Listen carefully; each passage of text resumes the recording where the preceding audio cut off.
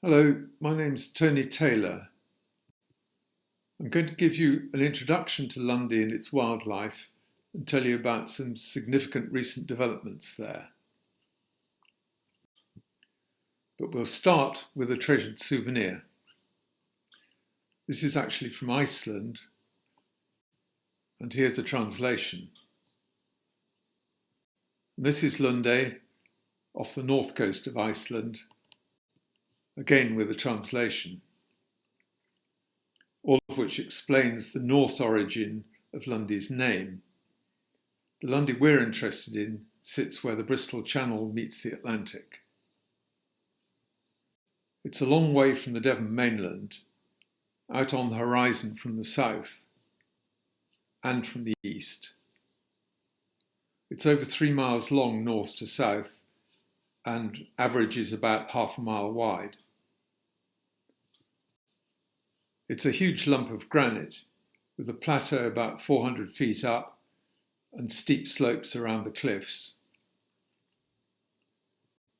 And this is the east side and shows that Lundy's height is sometimes enough to generate its own cap of cloud.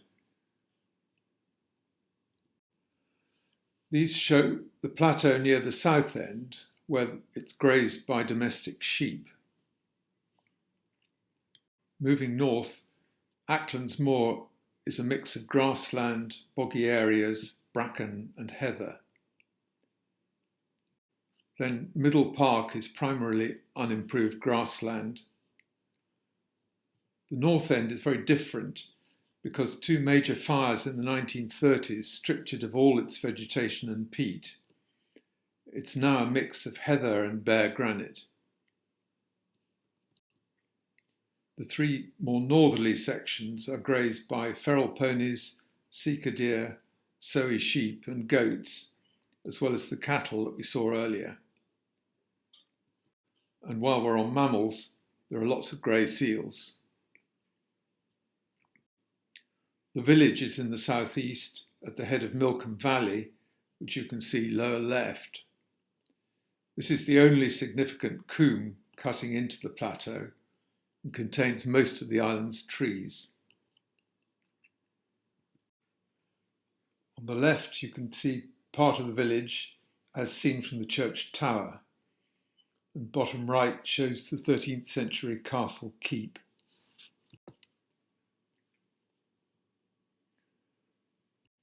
From the 1920s to the 60s, the owners were very supportive of any wildlife studies, and the Lundy Field Society was founded in 1946 and is still going strong.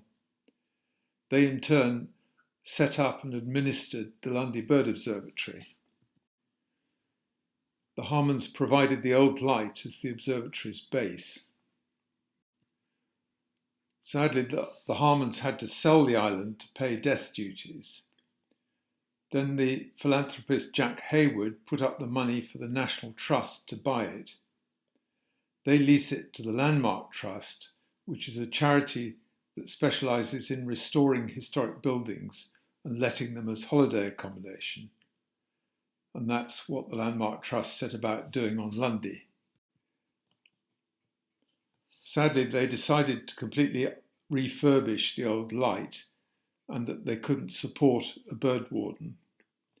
So the observatory closed at the end of 1973 and they employed marine wardens instead.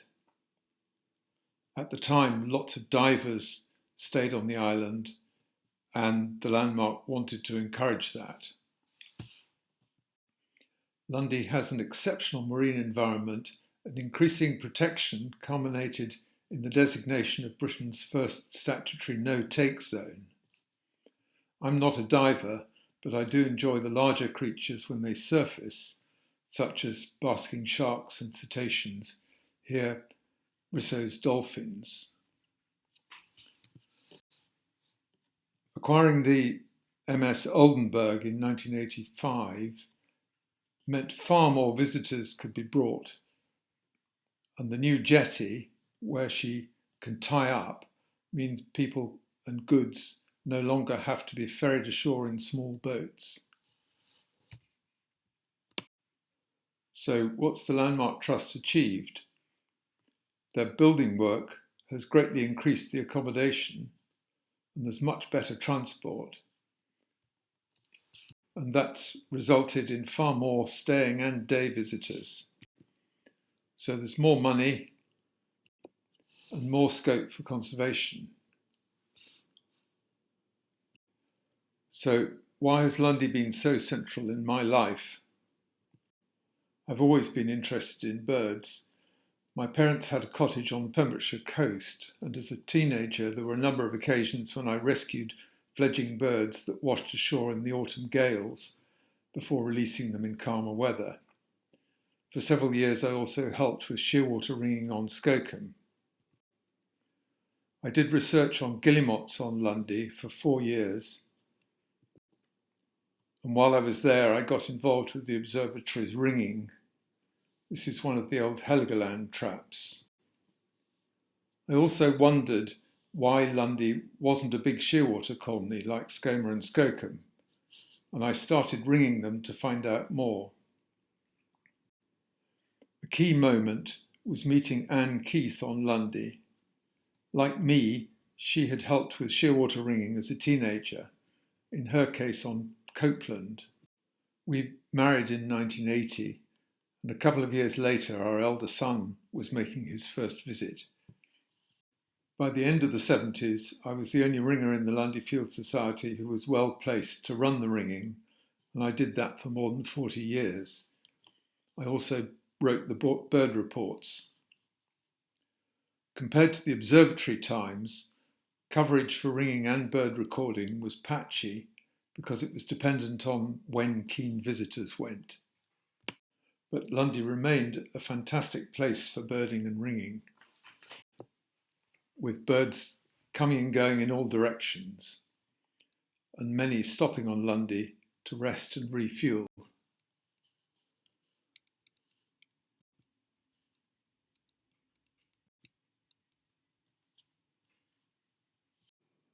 In Sharrock and Grant's book, documenting birds new to Britain and Ireland, their summary talks about 3 standout places. The first 2 are likely to immediately spring to mind, and the third is perhaps evident in the context of this talk. They describe Lundy as a surprisingly close rival to the top 2, as their map shows. With patchy coverage, Lundy's only added 2 more firsts since their book. I didn't see either of those, but I have caught 2 British seconds, recapturing the veery and ringing the Rupel's warbler. Over the years, plenty of other exciting birds have turned up during my visits.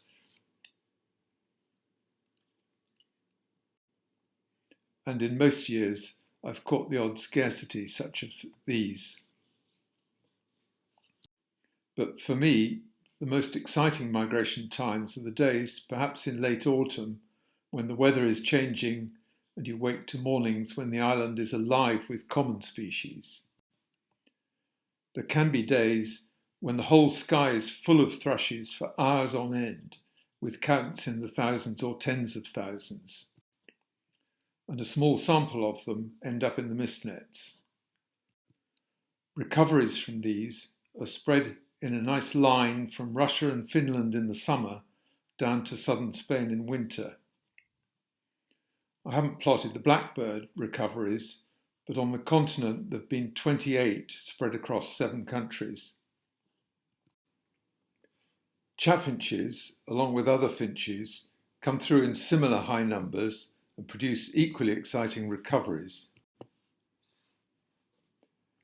The Russian bird reached Lundy a month after it was ringed.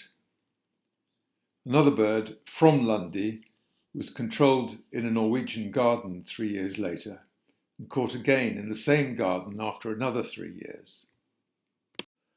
We also catch lots of goldcrests, but the Irish Sea and Southern Ireland are the furthest places involved, and perhaps they're birds dispersing in good breeding years rather than true migrants. They contrast with firecrests, with 5 recoveries suggesting an east-west migration from the continent. back to my long-term interest in shearwaters. They mainly turned up on the sidelands, as the slopes are known. They're steep and rocky, and in effect they're scree slopes with the gaps filled in by soil. So they're challenging to move about on at night, and the birds can quickly disappear down burrows or take off very easily, which is great for them. We've never seen any evidence of gull predation, but not so good for us. Burrows weave among the underground boulders, so you can't reach into the nests or use endoscopes to check them. There's no hope of digging inspection shafts like the ones on Skoma and Skokum, so we resorted to mist netting. And what did we learn? Most of the birds were pre-breeders, probably mainly from Pembrokeshire, and it looked as if some were giving Lundy a go, but giving up after a few years. There were hints that some pairs were getting as far as breeding attempts, but checks in August and September showed that they were not rearing chicks successfully. I mentioned the large mammals earlier, but what about the small ones? There are rabbits, which are now quite rare because of disease, and pygmy shrews. And crucially, there were black and brown rats. It seemed pretty certain that adult shearwaters were fending rats off, but the rats were taking chicks once they were alone in the burrow. So with the evidence we had, we overcame a certain amount of opposition and a recovery plan was developed. Shearwaters were the key justification for it because with such a limited breeding range and so few big colonies, they're potentially very vulnerable. A poisoning operation was rolled out over 2 winters, which was a massive operation on such a large island, but Lundy was declared rat-free in 2006. Seeing a Lundy chick for the first time after 30 years of work was the most emotional birding experience I've ever had. There was a very rapid response. The more birds there were around, the more extra birds were drawn in. In 2001, a tiny number had responded in a burrow survey, but we now have around 13,000 pairs and accelerating growth. Because of the difficulty of monitoring breeding, we installed nest boxes and can now look at adult survival and breeding success and monitor the chicks.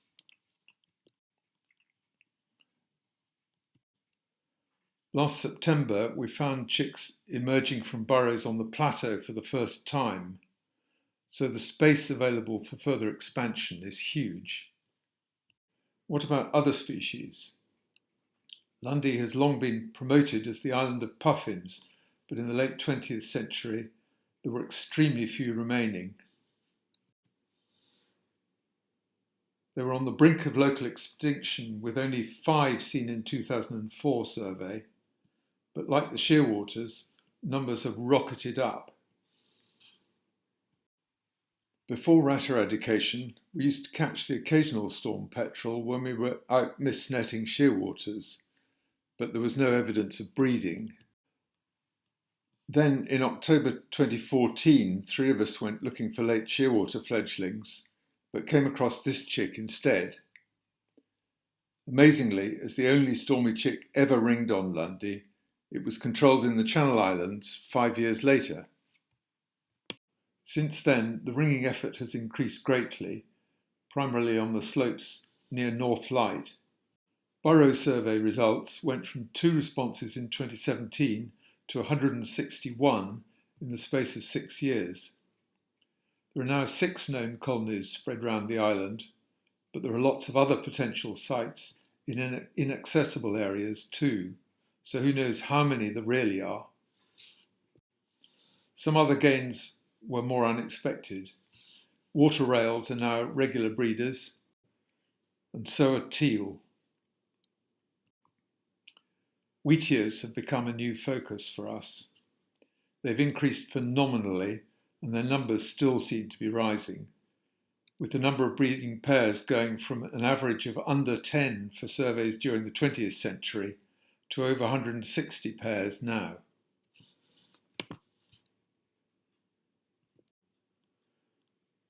We set up a BTO RAS study in 2013. In contrast to places like Skokholm, virtually all of Lundy's breeding wheatears are on the sidelands, not the plateau. And the most experienced adults seem to choose the lowest parts of the slopes. Ringed birds are very difficult to recapture, so we colour ring them to get our results. In spring, the birds are fighting and displaying, so it's a good time for resighting the colour-ringed birds. Then for 3 weeks in May and early June, we're joined by 2 colleagues in catching and colour-ringing the breeding adults. Many nests are difficult to access, either in narrow rock crevices or down in the cliffs where we only glimpse the adults occasionally. But when they have large young, they come up onto the plateau to collect big insect larvae.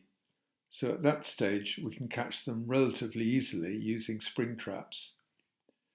They're particularly keen on areas with lots of sheep droppings, and they'll fly up to 500 meters to visit the best places. Last summer, there were 124 breeding birds resighted or newly colour-ringed in the study area, and over the 12 years of the study, we've colour-ringed over 500. So we have a reasonable chance of birds being resighted elsewhere. Last March, 2 were seen on Portland. This is a female that has bred on Lundy for the last 3 years. The second was a very special bird that some of you may have seen. He bred on Lundy for 2 years, and in each of those summers, he moved to Skokholm to molt. He reached Dorset last spring, but sadly wasn't seen on Lundy or Skokholm in the summer following, so presumably didn't survive. As I said earlier, coverage by visiting birders varied from week to week and was patchy until recently.